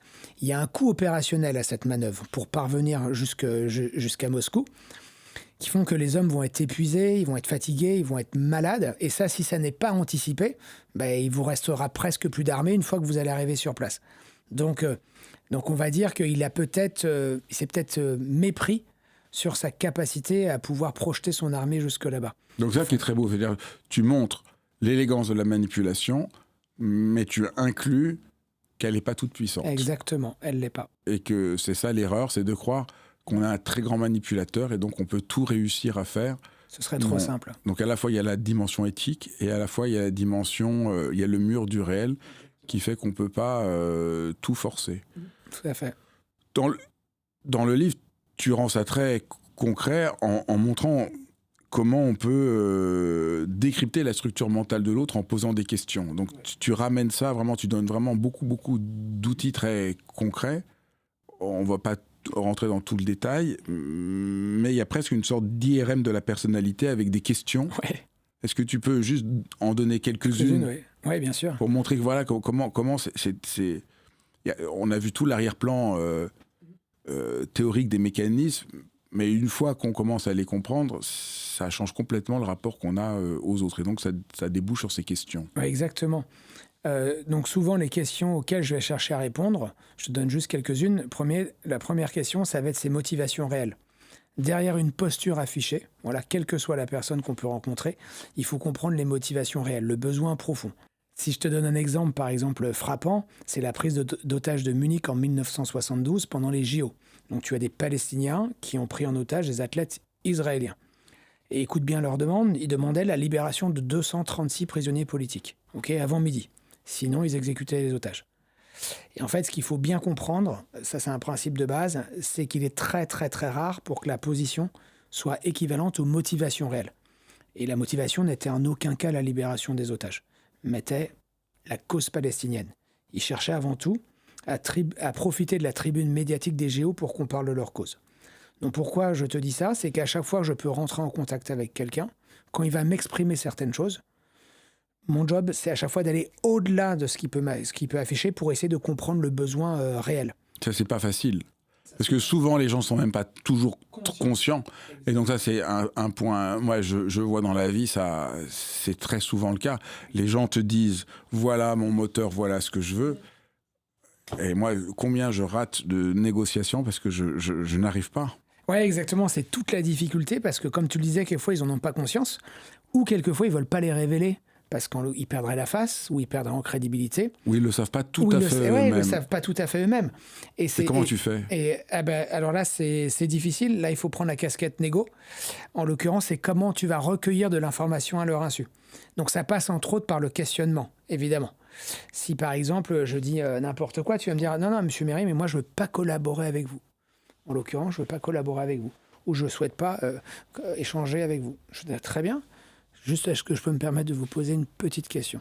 Donc là, je vais obtenir un oui à ton insu. D'accord ? Tu vas me dire « Oui, madame. » Juste que je comprenne bien, qu'est-ce qui vous empêche de le faire ? C'est parce que je vous fais pas confiance. D'accord. Donc c'est la confiance, en l'occurrence, qui nous sépare. Exactement. Mis à part ça, est-ce qu'il y a quelque chose d'autre ? Oui, en l'occurrence, c'est que j'ai été hyper déçu, en l'occurrence, de la façon dont votre entreprise nous traite depuis des années. D'accord, c'est pour ça que vous ne me faites pas confiance. Enfin, pas à vous-même, mais en l'occurrence, voilà. Ok, très bien. Et à part ça, est-ce qu'il y a quelque chose d'autre ? Non, en l'occurrence, c'est vraiment le point. Donc là, je comprends par exemple qu'au-delà du fait qu'ils disent « je ne veux pas bosser avec vous », voilà, c'est qu'en fait, il y a véritablement un problème de confiance qui n'est pas lié à moi, mais en l'occurrence qui est lié à l'entreprise. Et si je suis capable de rétablir ça, ben ça va me faire changer ta perception. Et donc c'est pour ça que le questionnement, entre autres, c'est un peu plus technique, mais nous permet aussi de comprendre véritablement le besoin de la personne. Et ça, il faut le comprendre, parce que si je connais ton besoin, si je suis capable de le satisfaire, ben, ce sera très très simple d'agir sur toi dans un deuxième temps. On est d'accord ? C'est très simple. Après, je vais essayer de regarder, en l'occurrence, tes aspirations. Comment tu te projettes, c'est ça aussi, dans le futur. Qu'est-ce qui peut être intéressant pour toi ? Je vais essayer de comprendre également ton groupe d'appartenance. Ça, c'est hyper important, si je dois agir aussi sur toi. Un groupe d'appartenance, qu'est-ce que c'est ? C'est un groupe dans lequel tu te reconnais et le groupe te reconnaît également comme tel. Donc, ça peut être quoi ? Une association sportive, ok ? Un cercle religieux, ça peut être la famille, ça peut être les amis, tout ça. Et en fait, ce qui est important, on sait à quel point, dans un groupe qui est codifié, on sait que certaines règles peuvent influencer certaines personnes.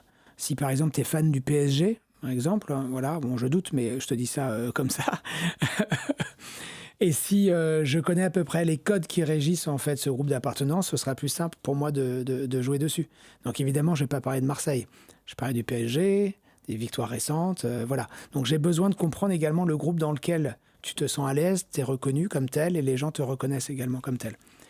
Et donc voilà, c'est les questions auxquelles je vais essayer de répondre au fur et à mesure de l'entretien. Lorsque tu interroges la personne et qu'elle te dit « j'ai pas confiance en vous », pour tout de suite ouvrir la question comme tu fais, faut que tu sois quand même un peu en paix avec toi-même pour pas te sentir blessé. Et donc au fond, on sent quand même que tout le travail que tu proposes en se connaissant, ça essaye de nous aider à être moins automatique, non ? Oui, tout à fait. Et ça, c'est un très bon point. C'est vrai que moi, je parle souvent de maîtrise émotionnelle et ou de gestion du stress. Dans mon métier, je suis souvent attaqué, comme je te disais, par des gens qui sont tout-puissants et qui peuvent obtenir très facilement par l'extorsion ou par la coercition, parce qu'ils jouissent d'un rapport de force hyper favorable. Donc, quand les gens sont à court d'arguments, généralement, ils t'attaquent sur le personnel. Ça, c'est bon signe. Que ce soit un ego dans la vie de tous les jours, en fait, c'est que souvent, les gens, ils sont démunis. Donc, la facilité, pour eux, c'est de t'attaquer au niveau personnel. Une fois, j'avais quelqu'un qui m'a dit, par exemple, je négocie pas avec les chauves. Tu vois, bon, bref. OK. Et donc, c'est vrai qu'on pourrait se dire, là, tu devrais souffrir d'embrasement psychologique avec tout ça. Alors moi, j'ai beaucoup de distance par rapport à tout ça. Pourquoi ? Parce que ce qui m'aide le plus, c'est que je considère souvent que si je suis la cible, je ne suis pas le destinataire. Donc si je suis la cible de ces propos, qui peuvent être par exemple injurieux, voilà, ou qui pourraient me faire réagir, je considère qu'en fait, je suis jamais le destinataire. Le destinataire, c'est l'entreprise que je représente, c'est l'institution, c'est peut-être la notoriété ou le statut qui est derrière moi. Et donc, ça me permet d'avoir cette distance nécessaire, ce qui fait que je ne réagis jamais de façon réflexive ou automatique, comme tu pouvais le dire. Donc, quand effectivement la personne... Qu'est-ce que tu as dit quand la personne a dit qu'elle négocie pas avec un chauve ?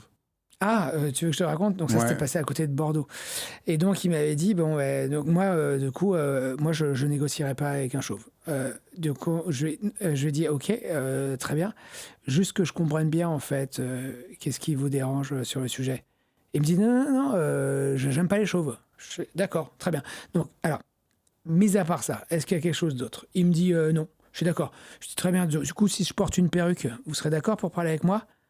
Il a regardé, il a souri, on est rentré en égo. Voilà. Non. Bah si, j'ai raisonné à l'inverse. J'ai fait ce qu'on appelle une projection fermée.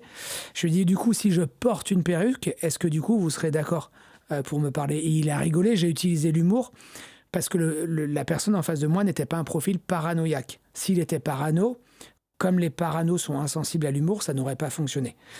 Donc c'est pour ça que j'avais compris sa structure mentale avant. J'ai utilisé l'humour à ce moment-là. Mais pourquoi il disait ça ? Pourquoi il disait qu'il ne voulait pas négocier ? Ça cachait quoi ? Ah, ça cachait quoi ? En fait, c'était dans le cadre d'un PSE. Et donc, ça veut dire qu'on devait licencier une partie de l'entreprise. Et lui, en l'occurrence, il était concerné. Et en fait, il masquait sa peur par de la colère. Voilà. Et parce que, ce que je comprends, évidemment, le monde s'effondre. Il est représentant syndical. Et il se doit, en l'occurrence, de pouvoir, quelque part, défendre également sa position. Mais derrière en fait, je veux pas vous parler, en l'occurrence, vous êtes le suppôt de Satan et ce genre de choses, sa motivation réelle, en fait, c'est qu'il avait surtout peur de perdre son job. Et quand il a commencé à m'attaquer au niveau personnel, je me suis dit dans ma petite tête que c'était bon signe. Parce que quand les gens vous attaquent au niveau perso, c'est qu'ils sont à court d'arguments. Et ça me permet également de prendre la distance nécessaire. C'est bon signe, ça, quand les gens vous attaquent au niveau perso. Donc c'est pour ça que tu as simplement, parce que je trouvais, mais ça me semblait trop simple, que le fait que tu dises que tu vas porter une perruque, ouais. parce que Ça, suffisait... c'est après d'1 heure de négo, ça. Ah oui, non, c'est qu'au départ, il veut pas me parler. En fait, si tu veux que je te raconte toute l'histoire très rapidement, en fait, c'est que j'arrive sur place. Donc les types, ils sont en grève, pour ça faire simple. Ils ont brûlé des pneus, et ils ont brûlé des pneus, des palettes. Il y a le barbecue, il y a la musique à fond et tout ça. Et donc, du coup, j'arrive sur place, je cherche le leader. Il y a une 60aine de personnes. Et là, je vois un type, une 60aine d'années, hyper imposant, très charismatique. Je me dis que ça doit être lui le leader. Donc j'arrive, et en fait, j'arrive à rien obtenir de lui. Pourquoi je n'arrive à rien obtenir de lui? Parce qu'il est devant ses petits copains et il fait le coq, c'est normal. Et on réagit toujours différemment quand on est seul ou en groupe. Donc qu'est-ce que je fais? Je me recule. Voilà. Et comme il est très imposant, qu'est-ce qu'il fait? Il me suit. Il a le sentiment, en fait, qu'il va manger, pour faire très simple. Et ce qui se passe, c'est qu'au bout de 5 minutes, il se retrouve à 60 mètres de ses copains. OK? Donc, comme il est seul, évidemment, je vais peut-être pouvoir agir différemment sur lui. Donc, il refuse de me parler. J'ai utilisé pas mal de techniques d'influence et petit à petit, il va se livrer. Et là, quand il va se livrer, ça va être l'avalanche. Pendant 1 heure, il va m'insulter. Il va insulter l'entreprise que je représente, la direction, le capitalisme. Enfin, bon, j'en prends à tous les niveaux. Et donc, évidemment, je ne dis rien. Ça ne me fait rien quand les gens m'insultent. Bref. Et donc, une fois qu'il m'insulte, et là, en fait, je creuse. J'essaie, en fait, de comprendre véritablement, encore une fois, son moteur. C'est ce qu'on a vu tout à l'heure. Et là, en fait, je vois qu'il se ferme. Il dit, non, mais de toute façon, moi, je veux pas vous parler de ça, je veux pas vous parler de ça, tout ça. Je fais OK, juste je comprends bien, est-ce qu'il y a une raison à ça? Et donc, je vois, il est hyper bloqué. Il dit, ouais, de toute façon, vous pourrez pas m'aider. C'est pas un petit Parisien qui vient de Paris, là, qui va pouvoir nous aider, blablabla. Je dis, d'accord, donc c'est pour ça que vous voulez pas me parler. Il me dit, exactement. Il me fait comprendre que c'est le directeur du site qui est présent, qui lui seul, en fait, pourra les sortir de cette situation-là. Je fais d'accord. Donc, j'avance dans la négociation. Et puis, à un moment donné, je lui dis ça. Je dis, mais juste une chose. Et si je vous montre que j'ai le mandat, d'accord, pour trouver une solution négociée, est-ce que vous seriez prêt à m'écouter? Et le mec, il me dit non. C'est là où il dit que t'es chaud? Voilà. Et là, il fait ça. Il me fait non. Je suis d'accord. Donc là, je fais ce qu'on appelle une implication personnelle. Donc, je prends une position très, très basse et je dis, voilà, je suis désolé, il y a quelque chose qui m'échappe. Il me dit, comment ça? Je lui dis, je vous propose d'avancer sur ce sujet-là, sachant que j'ai le mandat, et pour autant, vous refusez de me parler. Et là, il fait ça. Donc là, sa latence augmente. Je vois qu'il est mal à l'aise. Il dit, mais en fait, c'est parce que j'aime pas les chauves. Et voilà. Et après, je continue là-dessus. Et après, comment tu continues? Ah ben, c'est ce que je te montrais. Donc, je continue. Je dis, d'accord. Je dis, donc, vous n'aimez pas les chauves. Je stabilise pour obtenir un oui à son insu. Il me dit exactement. Je dis, très bien. Donc, les éléments de langage que j'ai utilisés, c'était exactement ceci. Là, je t'avais résumé avant. Je dis, d'accord. Juste que je comprenne bien. Non, en fait, il avait commencé comme ça. Il a dit, j'aime pas votre tête. C'est exactement comme ça qu'il avait commencé. Juste que je comprenne bien, qu'est-ce que vous aimez pas dans ma tête? Et là, il était là. Je vois, il cherchait ses mots. Donc, c'était bon signe. C'est comme ça que je reprends l'ascendant. Il fait, en fait, c'est que j'aime pas les chauves. D'accord. Très bien, je dis d'accord, donc c'est pour ça que vous ne voulez pas me parler. Il me dit exactement. Je lui dis, mis à part ça, est-ce qu'il y a quelque chose d'autre? Il me dit non, très bien. Donc, est-ce que si je porte une perruque, vous ne serez pas à me parler? Et là, le mec, il a souri, et puis voilà, on est rentré en égo. Voilà, c'est comme ça que ça s'est passé. Ouais, quelquefois, ça tient à rien. C'est dingue. Ouais, alors ça marche et pas tout le temps. Et pourquoi ça marchait là? Pourquoi ça a marché? Moi, j'arrive pas encore bien à comprendre. Pourquoi le fait de lui dire ça a marché? Parce qu'en fait, je vais quelque part prendre l'ascendant sur ce qu'il peut me dire, l'argument spécieux qui va me jeter au visage, et il n'a aucune valeur. En fait, il faisait ça pour se préserver. Et là, qu'est-ce que je fais? Je prends le contre-pied de ce qu'il me dit. Il sourit de lui-même, il voit qu'effectivement, ça n'a pas beaucoup de valeur. Au bout d'1 heure, il voit que je ne suis pas quelqu'un d'agressif, d'accord? Je suis là pour essayer de les aider et trouver une solution. Et après, petit à petit, ça va durer plus d'une journée et ça va être terminé. En lui disant ça aussi, c'était une manière de montrer que tu étais souple. Ouais, exactement. Que tu ne prenais pas à la tête. Je transige sur la forme, mais je reste maître du fond. Je lui montre que c'est lui qui contrôle les choses sur la forme. Par contre, sur le fond, je lui laisse rien. Et en fait, il avait ce sentiment de contrôler quand même la situation. Donc, il prenait une position très haute et moi, je prenais une position très, très basse. Je voulais, encore une fois, juste le sentiment qu'il ne se sente pas dépossédé de tout ça. Et tant qu'il a ce sentiment-là, il va peut-être se livrer à son insu. Et après, mon job, en l'occurrence, c'est d'extraire de l'information à son insu, justement. C'est ça, ouais. Comment elle voit le monde, finalement, c'est sa perception. Tu as des gens qui ont une vision manichéenne du monde, tu as des gens qui sont optimistes, tu as des gens qui peuvent être pessimistes. Et on a besoin de comprendre les représentations qu'elle peut avoir. Et ça, c'est lié souvent à l'éducation de la personne ou de l'environnement. Donc ça, c'est comment elle voit le monde, ouais, tout à fait. Quelle est son image d'elle-même? Ouais, effectivement. Est-ce qu'elle a une image dégradée ou une image surévaluée? Voilà, c'est ça qu'on va regarder. Si je dois aller vite, volontairement. Quel est son horizon? C'est quoi la différence avec avoir quel est l'horizon de quel est son moteur? Ouais, c'est ce que je disais, c'est comment elle se projette. Ah, d'accord. Ouais, le moteur, c'est le besoin, c'est les motivations réelles, voilà, de la personne. C'est au-delà de la position finalement. Qu'est-ce qui l'anime quand elle va te demander quelque chose, par exemple.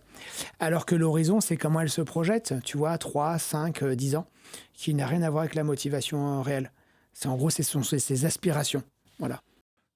Est-ce que c'est important de connaître ses propres vulnérabilités? Parce que là, on a parlé comment je comprends la vulnérabilité de l'autre pour le respecter. Est-ce que je dois connaître mes propres vulnérabilités?